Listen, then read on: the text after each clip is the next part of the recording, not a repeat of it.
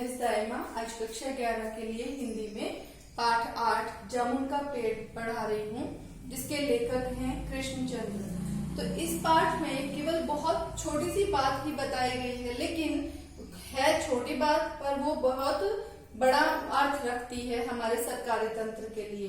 सबसे पहली बात यहाँ पर क्या बताई है लेखक ने कि उन्होंने जो भी कुछ बताया उससे समाज के यथार्थवादी दृष्टिकोण का पता चलता है। अर्थात यथार्थवाद क्या होता है? जो सच्चाई है, जैसी सच्चाई है उसको उसी रूप में उजागर करना। तो इस कहानी से लेखक के यथार्थवादी दृष्टिकोण का पता चलता है। दूसरी बात, यह एक हास्य व्यंग्य कथा है। मतलब क्या हुआ कि मजाक के माध्यम से लेखक ने सरकारी तंत्र पर व्यंग्य किया है। सरकारी तंत्र की जो नीतियां हैं उन पर व्यंग्य किया है कि किस प्रकार से अगर कोई घटना घटित हुई है तो एक व्यक्ति उसको दूसरे पर टालता है, दूसरा तीसरे पर, फिर अगले व्यक्ति के ऊपर उस बात को टाल दिया जाता है। वो लोग टालू प्रवृत्ति के होते हैं, कार्य को करने के लिए स्वयं प्रयास नहीं करते। तो इस कहानी के द्वारा लेखक ने हास्य के द्वारा व्यंग्य किया है। अगली बात है यहाँ पर, चीजों को अनुपात से अधिक फैलाने की बात कही है। अर्थ क्या हुआ इसका कि उसकी जरूरत नहीं थी। एक आदमी यदि जामुन के पेड़ के नीचे दब गया है तो उसके लिए क्या चपरासी को बुलाना है, फिर चपरासी मैनेजर को बुला रहा है, वो सुपरिंटेंडेंट को बुला रहे हैं, वहां से फाइल मंत्री के पास जाती है।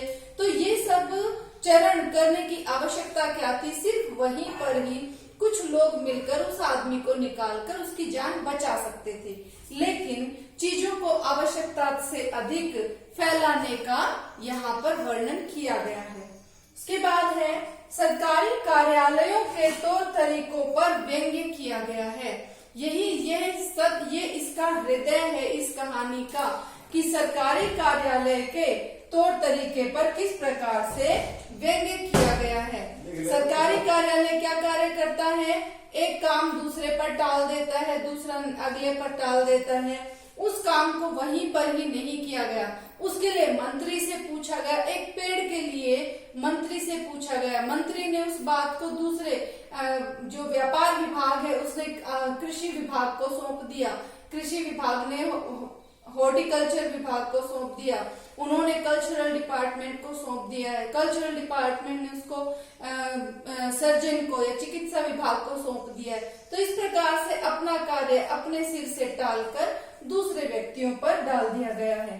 तो ये एक व्यंग्य किया गया है। पूरी की पूरी रचना, क्योंकि हमने पहले ही पढ़ा है, यह एक हास्य व्यंग्य कथा है। तो व्यंग्य के माध्यम से, हास्य के माध्यम से सरकार के तौर तरीकों पर व्यंग्य किया गया है। और आज का मेरी तरफ से इस पाठ के लिए अंतिम बिंदु क्या है? लोगों की संवेदन शून्यता और अमानवीयता के व्यवहार का वर्णन किया गया है। लोग दूसरे के प्रति संवेदन शून्य हो गए हैं। उसने जो गलती की, जो व्यक्ति पेड़ के नीचे दबा पड़ा है, लोगों को उसकी चिंता नहीं है, बल्कि क्लर्क क्या बात कर रहे हैं आपस में कि इस पेड़ की जामुनें कितनी अच्छी थी, मैं अपने घर लेकर जाता था, मेरे बच्चे खुश होकर खाते थे। जो व्यक्ति वहां उस पेड़ के नीचे दबा पड़ा है उसके प्रति किसी का आकर्षण नहीं है, वो लोग अपने ही स्वार्थ की बात कर रहे हैं, तो वो उसके प्रति संवेदन शून्य है। अमानवीय व्यवहार जो एक मानव के लिए सही नहीं है, उस व्यवहार का यहाँ पर वर्णन किया गया है। ये 5 पॉइंट आप याद करेंगे, उसके साथ में आप पूरा चैप्टर पढ़कर आप इसके स्टोरी को अच्छे तरीके से समझ सकते हैं। आज के लिए इतना ही, धन्यवाद।